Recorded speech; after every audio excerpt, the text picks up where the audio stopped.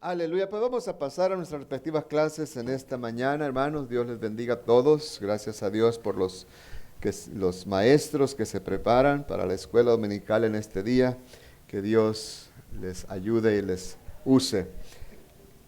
Vamos a estudiar Apocalipsis capítulo 11. Abran sus Biblias allá en Apocalipsis 11 y vamos a leer todo el capítulo, hermanos, y luego nos vamos a ir deteniendo paso por paso hasta donde el Señor nos ayude a desarrollar este tema en esta mañana. Apocalipsis 11. A veces nosotros ponemos nuestra mirada en las cosas terrenales y empezamos a depender y adorar las cosas terrenales como la iglesia, la Biblia, ¿verdad? El templo, me estoy refiriendo aquí, las sillas inclusive, el altar, hermanos, y la Biblia habla de cosas tremendas que suceden a lo que nosotros llamamos santo, sagrado, muy delicado, que nadie nos lo toque porque nos vamos a ofender. Pero Dios nos muestra un panorama de algo donde las cosas de Dios están seguras. Dios quiere que pongamos nuestra mirada en las cosas de Él, las celestiales, no en las terrenales. Amén. ¿Están ahí? Apocalipsis 11, versículo 1 en adelante dice así: Entonces me fue dada una caña semejante a una vara de medir, y se me dijo: levántate y mide el templo de Dios y el altar, y a los que adoran en él. Pero el patio que está fuera del templo déjalo aparte, y no lo midas, porque ha sido entregado a los gentiles, y ellos hollarán la santa ciudad 42 meses. Y daré a mis 2 testigos que profeticen por 1260 días, vestidos de cilicio. Estos testigos son los 2 olivos y los 2 candeleros que están en pie delante del Dios de la tierra. Si alguno quiere dañarlos, sale fuego de la boca de ellos y devora a sus enemigos. Y si alguno quiere hacerles daño, debe morir él de la misma manera. Estos tienen poder para cerrar el cielo a fin de que no llueva en los días de su profecía, y tienen poder sobre las aguas para convertirlas en sangre y para herir la tierra con toda plaga cuantas veces quieran. Cuando hayan acabado su testimonio, la bestia que sube del abismo hará guerra contra ellos y los vencerá y los matará. Y sus cadáveres estarán en la plaza de la grande ciudad que en sentido espiritual se llama Sodoma y Egipto, donde también nuestro Señor fue crucificado. Y los que de los pueblos, tribus, lenguas y naciones, verán sus cadáveres por 3 días y medio y no permitirán que sean sepultados. Y los moradores de la tierra se regocijarán sobre ellos y se alegrarán y se enviarán regalos unos a otros. Fíjese, Christmas, en medio de la tribulación. Porque estos 2 profetas habían atormentado a los moradores de la tierra. Pero después de 3 días y medio, entró en ellos el espíritu de vida enviado por Dios y se levantaron sobre sus pies y cayó gran temor sobre los que los vieron y oyeron una gran voz del cielo que les decía: subid acá. Y subieron al cielo en una nube y sus enemigos los vieron. En aquella hora hubo un gran terremoto y la 10ª parte de la ciudad se derrumbó y por el terremoto murieron en número de 7,000 hombres y los demás se aterrorizaron y dieron gloria al Dios del cielo. El segundo ay pasó, he aquí el tercer ay viene pronto. Luego viene el sonido de la 7ª trompeta de lo que estuvimos estudiando el domingo antepasado y dice: el 7º ángel tocó la trompeta y hubo grandes voces en el cielo que decían: los reinos del mundo han venido a ser de nuestro Señor y de su Cristo, y Él reinará por los siglos de los siglos. Y los 24 ancianos que estaban sentados delante de Dios en sus tronos se postraron sobre sus rostros y adoraron a Dios, diciendo: te damos gracias, Señor Dios Todopoderoso, el que eres y que eras y que has de venir, porque has tomado tu gran poder y has reinado. Y se airaron las naciones, y tu ira ha venido, y el tiempo de juzgar a los muertos, y de dar el galardón a tus siervos los profetas, a los santos y a los que temen tu nombre, a los pequeños y a los grandes, y de destruir a los que destruyen la tierra. Verso 19 dice, y el templo de Dios fue abierto en el cielo, y el arca de su pacto se veía en el templo, y hubo relámpagos, voces, truenos, un terremoto y grande granizo. Hasta allí. Este pasaje comienza con una visión del templo de la tierra, amén, terrenal, y termina con una visión del templo en el cielo. Amén. ¿Se fijaron? Comienza describiendo la necesidad de medir el templo, el altar y los moradores del templo aquí en la tierra. Y lo que va a suceder, lo que está inevitable, que dice que los gentiles, o sea, los incrédulos, violarán, atropellarán, pisotearán la santa ciudad y el patio del templo, ¿verdad? Por 42 meses, 3 años y medio. Amén. Desde el momento del rapto que hemos estado hablando, donde Satanás se sentará en su trono, ¿verdad? En el trono del templo de Dios, tomarán control para estar pisoteando, atropellando la santa ciudad por 3 años y medio. Es la razón por la que hemos estado diciendo, ¿verdad?, que cómo se divide esa última 7 años, los últimos 7 años de este mundo, en los primeros 3 años y medio y luego en los segundos 3 años y medio. Tiempo de atropello, horrible. Entonces, esa visión del templo, de lo sagrado siendo desecrado, siendo atropellado, puede ser algo horrible para nosotros los seres humanos, hermanos, aleluya, cuando pensamos qué tanto valoramos nosotros lo que consideramos sagrado para nosotros. Hay cosas que son sagradas para nosotros, amén. Pero al final Dios da una esperanza diciendo, hey, aquí está lo terrenal, donde ustedes me buscan y me adoran y consideran santo, pero aparte de lo terrenal, no es solo lo que existe. En el cielo yo tengo reservado lo verdadero. El templo que está en el cielo no puede ser atropellado por el hombre, no puede ser violado, permanece santo y ese es el lugar donde ustedes adoran o deben de adorar. Los que adoran en el santuario. Entonces, dice el apóstol, comienza diciendo, ¿verdad? ¿Están listos? Amén. ¿Con sus Biblias abiertas? Amén. Ándele pues. Comienza diciendo el apóstol, dice, que le dieron, me fue dada una caña semejante a una vara de medir, y se me dijo, levántate y mide el templo de Dios y el altar y a los que adoran en él. Mide el templo de Dios, mide el altar, que viene siendo el lugar más santísimo, y mide a los que adoran. Hay varias interpretaciones, bueno, por lo menos 2 voy a hablar de ellas, ¿verdad? De este pasaje. Algunos que dicen que Juan estaba pensando en el templo que los romanos destruyeron, ¿verdad? El templo de Herodes, donde Jesús entró y volcó las mesas de los cambistas. O sea, había un templo en Jerusalén cuando Jesús anduvo predicando, pero para el año 70 ese templo fue destruido completamente.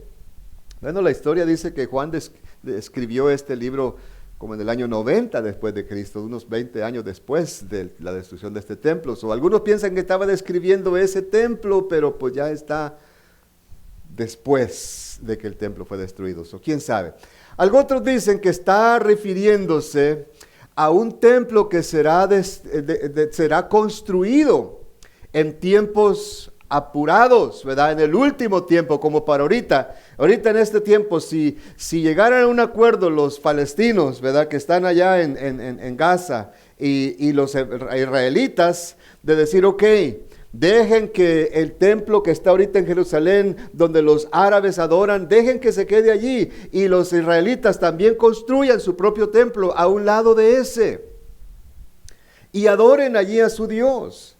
Vamos a ser más tolerantes. ¿Sabe qué pasaría? Inmediatamente así se pondrían a construir un templo, con todo, altar, lugar de sacrificio, ¿verdad? Y todo.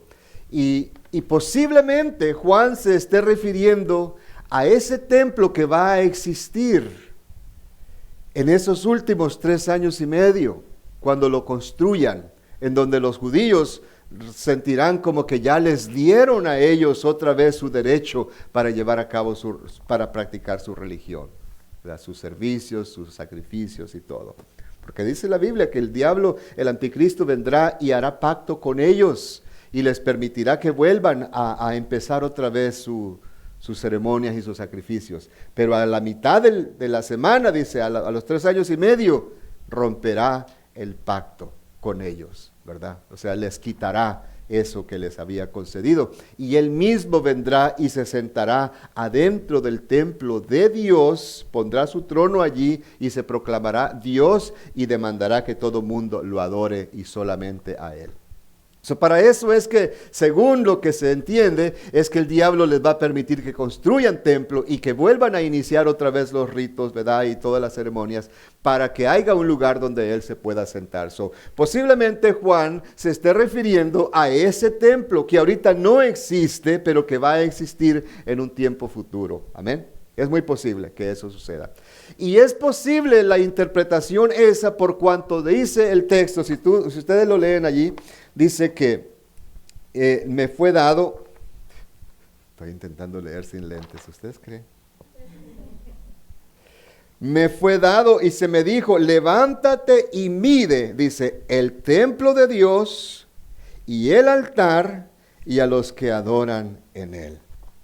Ahora, la otra interpretación que existe de este pasaje es que se puede estar refiriendo el apóstol Juan, o Dios se puede estar refiriendo a nosotros, la iglesia, ¿verdad? Y los que piensan eso, claro, están creyendo de que la iglesia todavía va a estar en la tierra en ese entonces. Y que la iglesia en general representa al templo de Dios. ¿Tendrá posibilidad de esa interpretación? Claro que sí. El apóstol Pablo, ¿verdad?, menciona muchas veces que la iglesia es el templo de Dios, no un edificio. Y que también nosotros somos medidos, somos llamados a llenar una medida de crecimiento en nuestras vidas. Entonces, posiblemente dicen estos que interpretan esta versión de esta manera, se esté refiriendo a medir a los que verdaderamente están adorando en esa intimidad con Dios. La iglesia en general que adora en el santuario a comparación de los que están afuera. Los cristianos que se dicen que son cristianos, pero en realidad no se meten, lo que le llaman cristianos nominales, amén, solo de nombre, pero no tienen esa entrega, esa intimidad. Y de esos, dice esta interpretación, posiblemente a ellos se refiere en los del patio de afuera. ¿Usted sabe que a veces en las reuniones así sucede? Hay gente que se mete hasta adentro, hasta donde está el mero fuego, y hay gente que se queda en las afueritas, que nunca toma en serio las cosas de Dios. ¿Okay? Esa interpretación también puede ser muy posible. ¿Okay? ¿Por qué?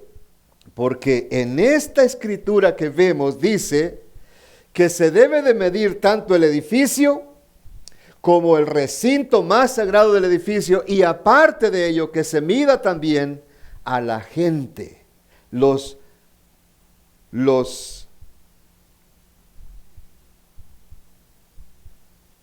A los que adoran en él.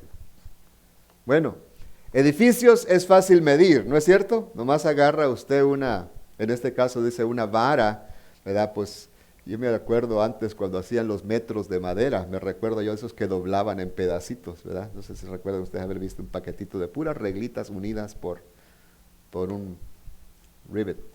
Y los estiraba uno, pues ya tiene 1 metro para medir, ¿verdad? O las reglas grandes que usan las costureras, ¿verdad? Donde venden la tela, es una regla grande. Pues a lo que se refiere esto es una vara grande de 6 codos de altura. Un codo era todo lo que es desde el codo hasta la punta de la mano. Pero en este caso la vara de ángel o la vara con que midieban de Dios era esto más un palmo. Un codo está por aquí así, largo. Y 6 codos de altura, ¿se imaginan? Entonces es una vara bastante larga. Ahora, se me dio para que midiera, y Dios ha usado, hermanos, diferentes clases de medidas a través de la historia. Él usa, por decir, la vara, amén. Varas, como en Ezequiel 40, verso 3, donde dice que el ángel tenía una vara para medir el templo. Zacarías 2.1 también habla de una vara para medir. Y Apocalipsis 21:15 también habla de que el ángel medirá la santa ciudad, la nueva Jerusalén, en todo su alrededor y su altura. ¿Para qué sirve la medida de una vara? Para medir dimensiones, para medir estatura. Ahora, el templo es fácil de medir, pero ¿qué se mide en nosotros si nosotros somos el templo de Dios? ¿Qué se mide en nosotros, hermano? Cuando dice, mide también a los adoradores. Ahora, si esa gente que está allí, Dios los va a medir, los que estén en Jerusalén en el último tiempo, antes de que venga la destrucción total, Dios los va a medir. ¿Para qué los van a medir? ¿Para qué es necesario medir? Medir con vara, medir con balanza, también Dios usa la balanza para medir. Amén, el peso, Dios pesa los corazones. Y también se usa la plomada o el cordel. Y la plomada o el cordel se usa para medir el nivel de algo, si algo está parejo o disparejo, o se usa también lo vertical, si algo está derecho o si está torcido, cayéndose. El cordel, los mediré a cordel. Los mediré a plomada, dice el Señor. Pero en este caso se usa el medir con vara. ¿Qué se mide? ¿Para qué, hermano? Efesios capítulo 4, versículo 13. Vamos a ver cuál es la medida que el pueblo de Dios tiene que dar. ¿Se imagina usted creciendo, caminando en las cosas del Señor, hermano? Aleluya. Y el Señor viniendo de cuando en cuando a medirlo cada vez que usted va al doctor. Amén. A una cita con el doctor, ¿verdad? Cualquier doctor que sea, ¿qué es lo primero que hacen? Medirlo y pesarlo. A ver cuánto pesa, a ver cuánto mide. Yo creo que Dios continuamente también, no solamente en este caso, nos está midiendo a ver si estamos dando la medida nosotros. A ver si estamos dando el ancho, la altura. ¿Quién tiene Efesios 4? Versículo 13. ¿Van a leer? ¿Lean? Sí. 4:13. Okay. La gente se mide para ver si están creciendo. ¿Hasta llegar a qué medida? A la estatura de la plenitud de Cristo Jesús. Él es nuestro molde. Okay.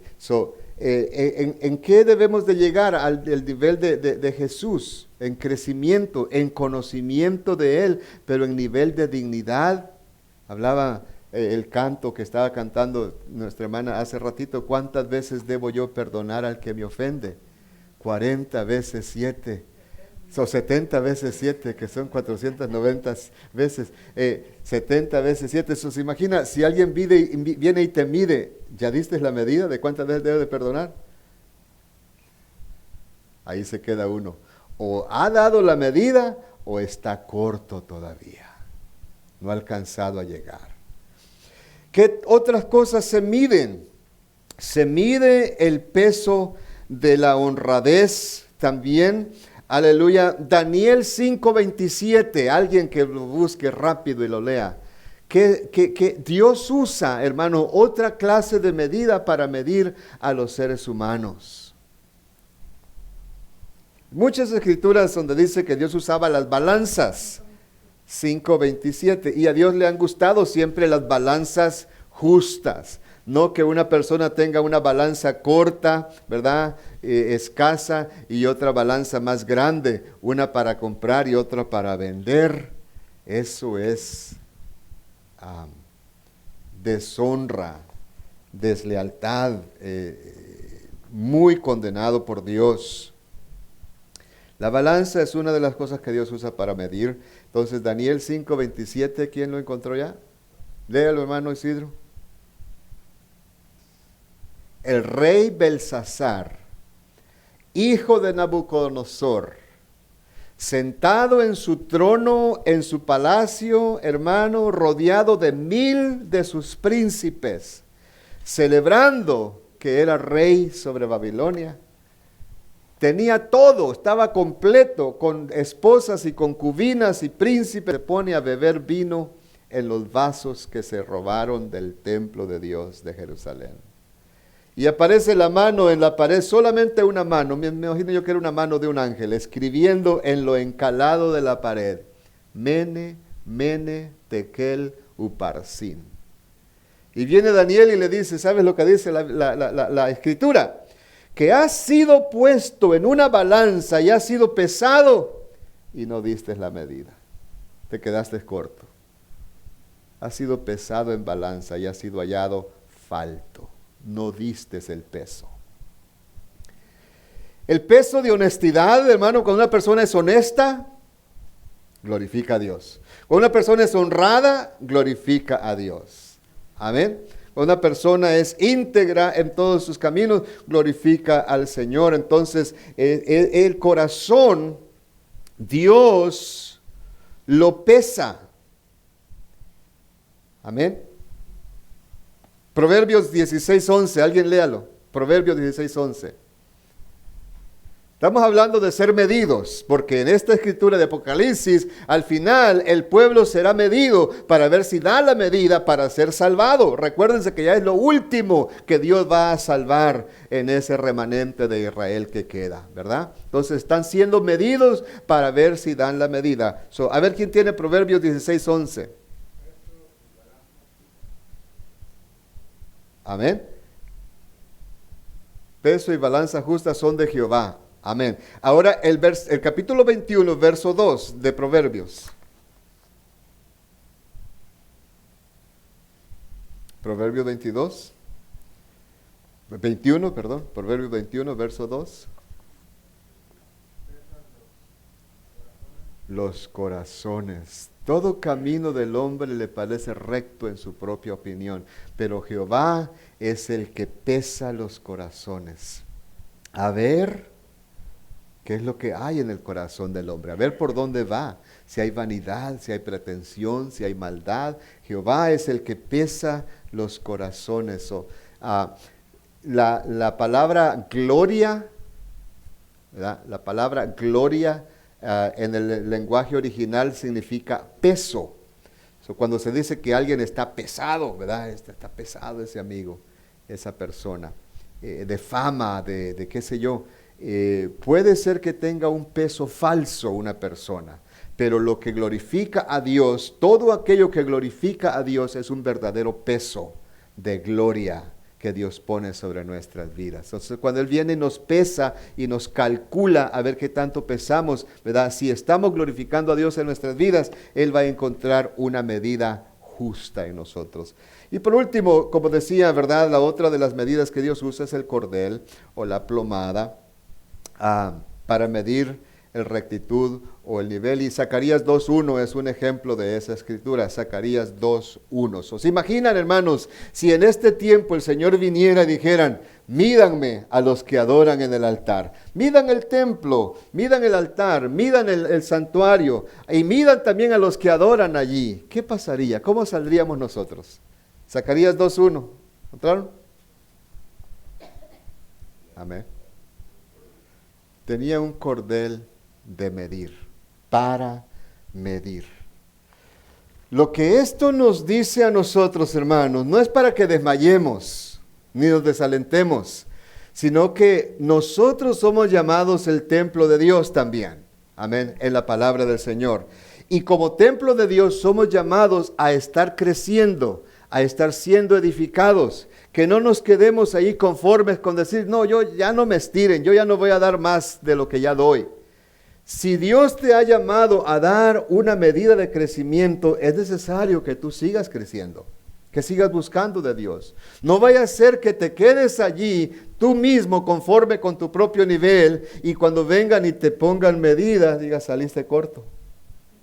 Te aplomaste, te quedaste conforme con tu medida estrecha. no diste la medida. Qué triste sería, ¿no? Que al final del día nos digan como a Belsasar, ha sido puesto en balanza y ha sido encontrado falto. Y eso de ser falto, hermano, Dios no va a traer juicio a uno porque no alcance a dar la medida al final, simplemente por no alcanzar a dar la medida al final del siglo, sino por uno mismo haber hecho la decisión de no querer crecer. Eso es el asunto por el cual vendrá el juicio. Porque francamente muchas personas se convierten al Señor Jesucristo y tal vez viven 1, 2 o 3 días y luego un accidente de carro o otra cosa, un ataque al corazón y mueren. Esa persona no tuvo mucho tiempo de crecer y por eso vamos a decir que el Señor lo va a encontrar falto y no lo va a llevar. No, no es eso. Tal vez en su corazón cuando comenzó tenía el deseo de seguir conociendo más de las cosas del Señor. ¿Verdad? Es lo que sucede cuando venimos primero al Señor. Todos los días queremos estar en la iglesia, creciendo, buscando.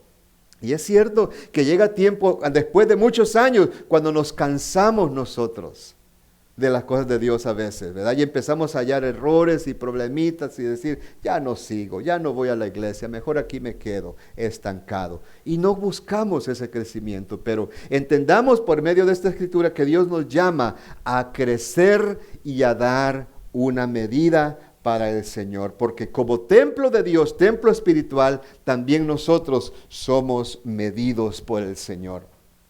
Ok, vamos a continuar.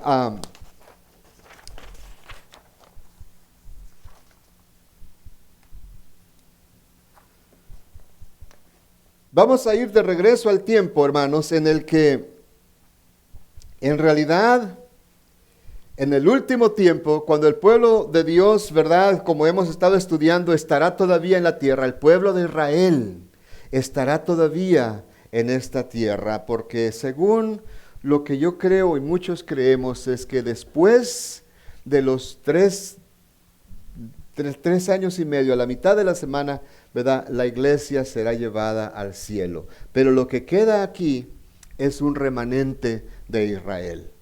Y muchos israelitas estarán, aleluya, adorando al Señor en ese tiempo. ¿Y será acaso que ellos, en lugar de correr hacia afuera de la ciudad, algunos más bien se van a quedar a refugiarse en el templo que va a existir? Es posible. Eso es lo mismo que sucedió cuando los romanos vinieron, invadieron a Jerusalén para destruirla, y muchos de los judíos piadosos fueron y se metieron en el templo de Herodes a refugiarse. Estaba leyendo la historia en el libro de Josefo cuando estaba preparándome para esta lección.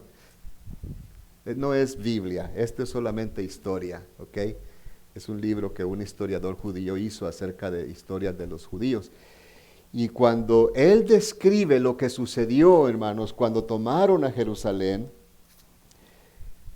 dice que la cantidad de soldados romanos era muchísimo más grande que la cantidad de judíos.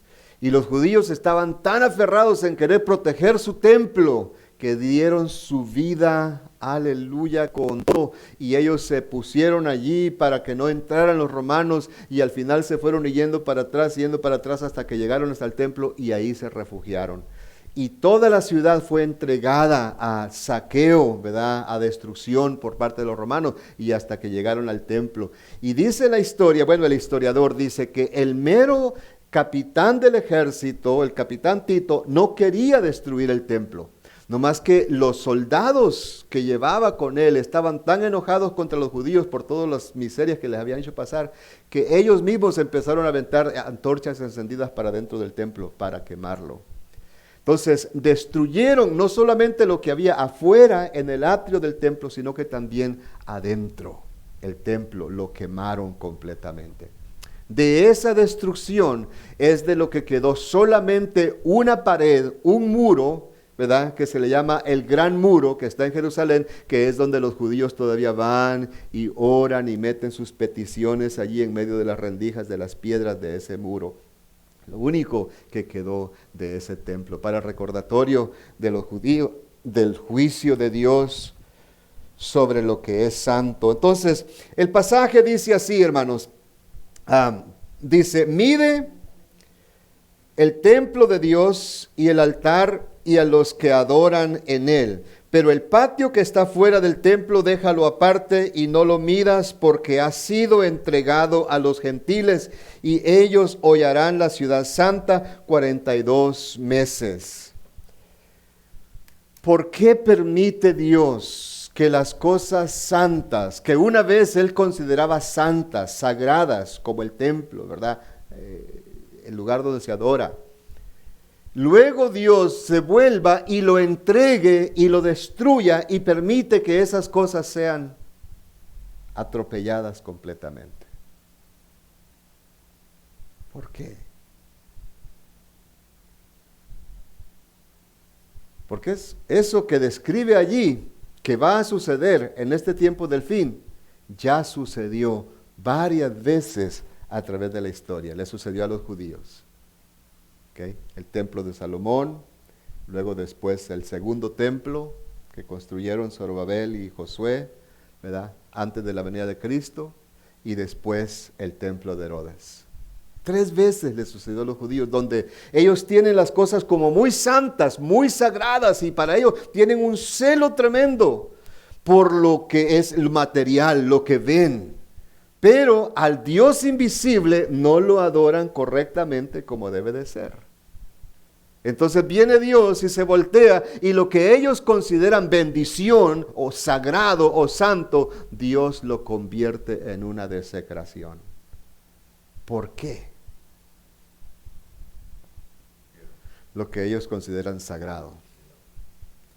Porque terminan enfocándose solo en el objeto terrenal, ¿verdad? Lo que está enfrente de ellos, en lugar de fijarse en lo que está detrás de ese objeto, que es lo celestial. Okay. Por ejemplo, si usted me mira a mí, okay. Okay, yo soy un hombre, un ser humano. De momento puede decir, ay, el pastor, que el pastor para acá y el pastor para allá, y que esto y que el otro, y me mira, aleluya, y puede venerarme, puede inclusive hasta agarrarme la mano y besármela como le hacen al Papa. Amén. Nosotros los seres humanos tenemos esa idolatría de lo que vemos enfrente de nosotros.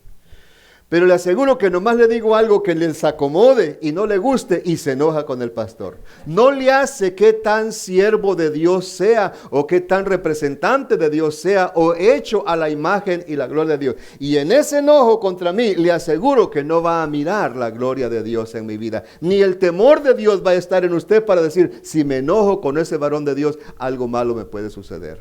No, se le olvida todo eso porque lo único que mira es a la persona que tiene enfrente. Somos ciegos en ese sentido. Jesús, hermano, cuando vino a la tierra y andaba predicando entre los judíos, le decía, ustedes dicen que el que jura por el templo, dice, es deudor. Los judíos tenían esos dichos. El que jura por el oro que está en el templo es deudor, pero el que jura por el templo mismo no es nada, decían ellos. Y Jesús les dice, escribas y fariseos ciegos, que no saben que el oro en realidad solamente tiene valor santo porque está adentro del templo. El templo es lo que santifica al oro. Pero ellos decían, el templo no es nada, el oro es el que vale. Y luego les dice Jesús, uno mayor que el templo está aquí. Pero ellos no lo vieron. Ellos solamente miraban lo sagrado del templo. Así hoy en día puede haber gente, hermanos, que miran este recinto sagrado. ¿Ven?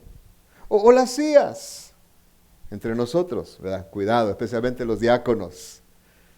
Podemos volvernos tan celosos de cuidar lo material que si entra una mujer que viene de la calle, prostituta, de lo peorcito, y viene por primera vez a este lugar, que ha llorado hasta con el mascara corriendo ahí de sus mejillas, viene quebrantada buscando, pero la vemos que viene mal vestida, lo más probable es que vamos a decir, usted no puede entrar aquí, sálgase para afuera, porque este lugar es sagrado y ninguna cosa perversa puede entrar en este lugar.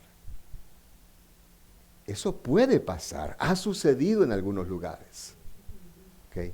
Y un ejemplo solamente, pero puede haber otras personas en diferentes condiciones que entran a un lugar sagrado y ya nosotros tenemos la idea de lo que es sagrado y nos metemos a protegerlo con tanto celo y decir, no, es que esto es santo para nosotros. No podemos permitir que nada ni nadie le falte al respeto a lo que nosotros consideramos santo y sagrado.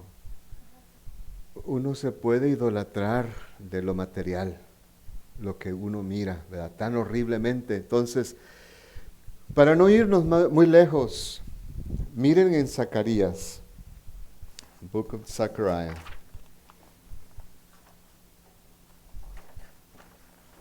Chapter 2. Perdón, no es Zacarías. No es Zacarías. Es Malaquías más bien. Pero antes vamos a leer otras escrituras. En Salmo 79.1. El Salmo 79.1. ¿Por qué Dios entrega lo sagrado y lo santo para ser pisoteado por los malos? El Salmo 79, verso 1 dice, oh Dios, los gentiles han venido a tu heredad, han contaminado tu santo templo y a Jerusalén han reducido a montones de escombros. Ese es el Salmo 79, verso 1. Y luego en Isaías 63:18 dice, por poco tiempo lo poseyó tu santo pueblo. Nuestros enemigos han hollado tu santuario, lo han pisoteado, pero Dios fue el que lo entregó. Ahora, Malaquías 2, verso 2 al 4. Ahora sí, Malaquías 2, verso 2 al 4 dice, if you will not listen, si no oyereis, y si no decidís de corazón dar gloria a mi nombre, ha dicho Jehová de los ejércitos, enviaré maldición sobre vosotros y maldeciré vuestras bendiciones y aún las he maldecido, porque no os habéis decidido de corazón. He aquí, yo os dañaré la sementera y os echaré al rostro el estiércol de vuestros animales sacrificados y seréis arrojados juntamente con él. Interesantemente, el culto que se llevaba a cabo dentro del templo, todo estaba ordenado por medidas, por instrucciones, que una medida de aceite, que medidas de harina, porciones de carne que se deberían de asar y sacrificar, ¿verdad? Diferentes tipos de medidas que había para que el culto se llevara a cabo todo en orden, todo bien. Y tenía que ser tan reverente aquello, hermanos. Gracias, hermana. Que ni siquiera podían sudar los sacerdotes. Tenían que hacerlo todo tan en orden. ¿Se imagina? Si no podían ni sudar para que no mancharan lo santo de la ceremonia que estaban llevando a cabo, pero que de repente, hermano, estén allí con aquella delicadeza, abriendo el cuerpo de un animal, allí para ofrecerle sus partes, cortarle su hígado, sus partes gruesas, ¿verdad?, de carne, y de repente le meten el cuchillo a la panza. Check this out. Y luego le empieza a brotar el estiércol del cuerpo del animal en la cara y a mancharles todo el vestido santo, sagrado. Eso se saldría completamente de orden. Amén. Entonces, ¿por qué dice Dios que haría tal cosa? Porque no lo están haciendo bien, tal como dice mi hermano Manuel. Por estarlo haciendo solamente al aventón, no como a Dios le agrada, sino como a ellos lo habrían establecido ya.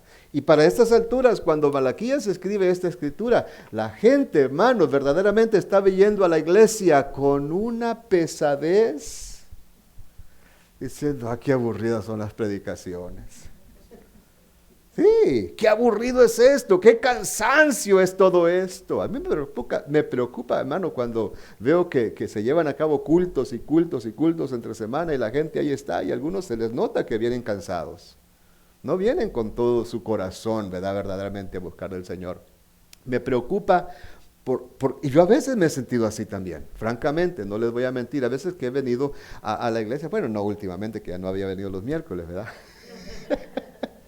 Pero sí, otra vez culto, pero bueno, ni modo, hay que ir. No más que uno ya está más sensible al Espíritu, entonces nomás pones tu pie aquí adentro y empiezan las alabanzas y se te acaba el cansancio, tu espíritu se conecta con las cosas de Dios, ¿verdad? Pero hay de la persona que le ofrece a Dios un culto a medias, no de todo corazón, no como debe de hacerlo, entonces se está quedando corto.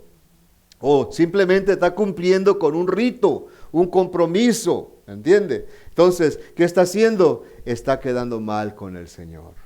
Porque Dios es un Dios grande y poderoso y se debe de adorársele a la altura como Él se lo merece, a la medida. Por eso dice, mire al templo y mire el altar y mire también a los que adoran en el altar. Y eso se me hizo muy interesante cuando dice que también hay que medir a la gente, no solamente el inmueble, sino la gente tiene que ser medida para ver si está dando la medida. Pero en este caso, volviendo al pasaje, hermanos, fíjese, si Israel termina en esos últimos 3 años y medio, cuando ya va a venir la persecución, porque le voy a poner el panorama que nos da el capítulo 12 y 13, donde vamos a empezar a estudiar el domingo que viene.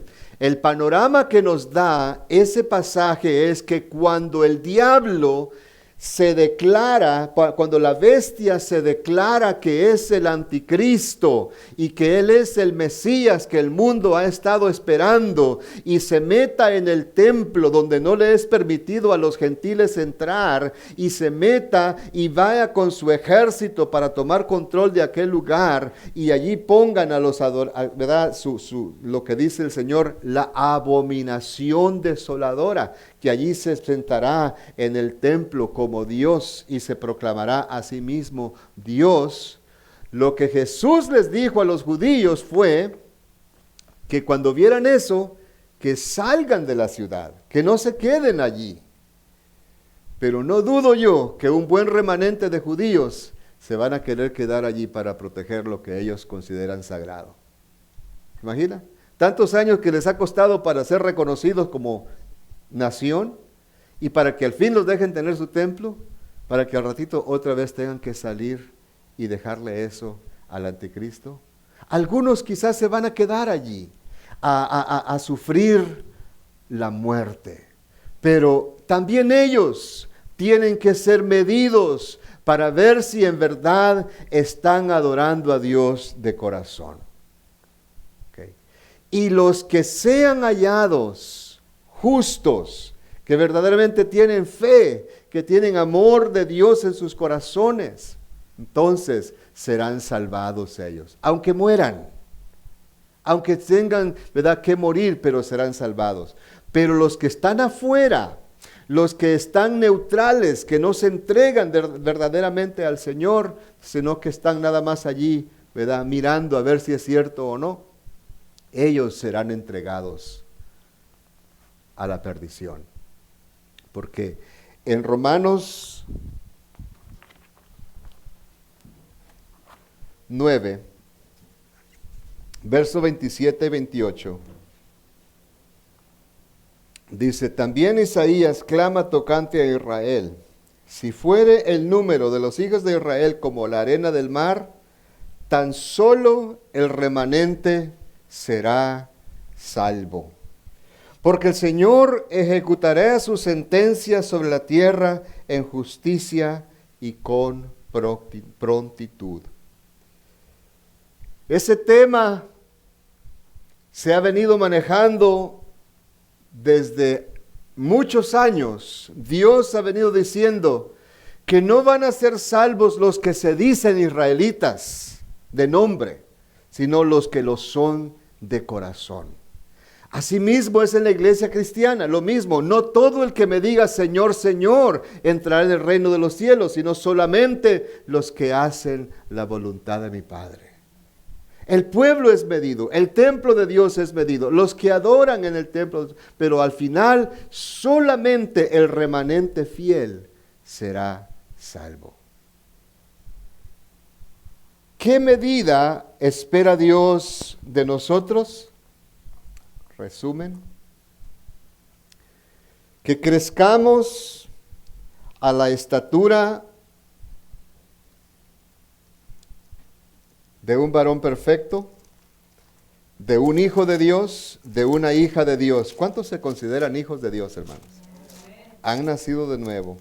¿Y sabe qué es lo que dice Jesús? Bueno, si Jesús se considera Jesús mismo se considera el hijo, el príncipe, con todos los honores y privilegios, ¿verdad? De ser el hijo de casa, el único y el heredero de todo. Aleluya, se siente amado, se siente privilegiado, se siente muy honrado por el Padre. ¿Y sabes lo que el Señor Jesucristo tiene en su mente cuando nos mira a nosotros? Le dice al Padre en oración en San Juan 17, Padre, yo quiero que todos esos mis hijos que tú me has dado, que donde yo estoy, al nivel donde yo estoy, ellos también puedan estar a ese nivel de honor, a ese nivel de dignidad, a ese nivel de honra, que ellos puedan sentirse privilegiados, así como yo estoy en tu seno y te agrado, Padre. Fíjese, esa es la visión del Señor Jesucristo. Él no quiere que ninguno se pierda, ni que ninguno se quede tampoco abajo, sintiéndose menos. Como hoy en día hay mucha gente que se siente, ¿verdad?, unos menos que otros, y otros se sienten más que otros, superiores. No, el Señor quiere que todos lleguemos a esa medida de lo que Él es. No como dioses, no vamos a ser dioses nosotros, pero sí estamos llamados a llevar la imagen y semejanza del Señor Jesucristo. La última cosa, hermanos, que quiero compartir en esta mañana antes de empezar a orar, aleluya. ¿Cuántos sienten que Dios les está hablando a través de esta escritura, hermanos? En Efesios 3.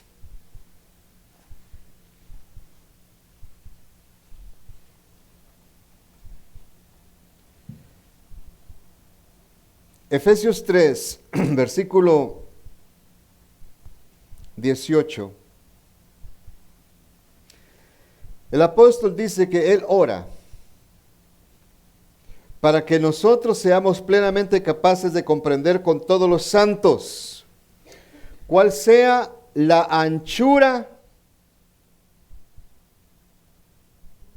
cuál sea la longitud, lo largo, cuál sea lo profundo, amén, y cuál es la altura del amor de Dios para con nosotros. Medidas, que tengamos la medida de lo que es el amor de Dios, qué tan profundo, qué tan alto, qué tan ancho, qué tan largo es el amor de Dios para con nosotros. Crezcamos en eso.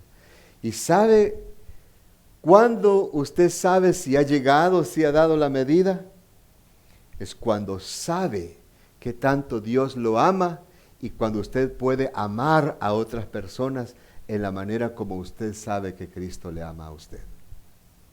Cuando usted puede amar a otros con esa medida, fácilmente usted puede decir, he dado la medida. Así como el Señor me ama a mí incondicionalmente, también yo amo a las demás personas incondicionalmente. Tal vez se suena algo difícil, ¿verdad? Porque somos, lo primero que decimos, pues nosotros somos humanos, yo no soy Dios. Solo Dios puede amar así. Pero bueno, la oración del apóstol Pablo es que demos esa medida. Vamos a ponernos de pie, hermanos. Vamos a orar. Dediquémosle un tiempo al Señor en oración en esto. Aleluya.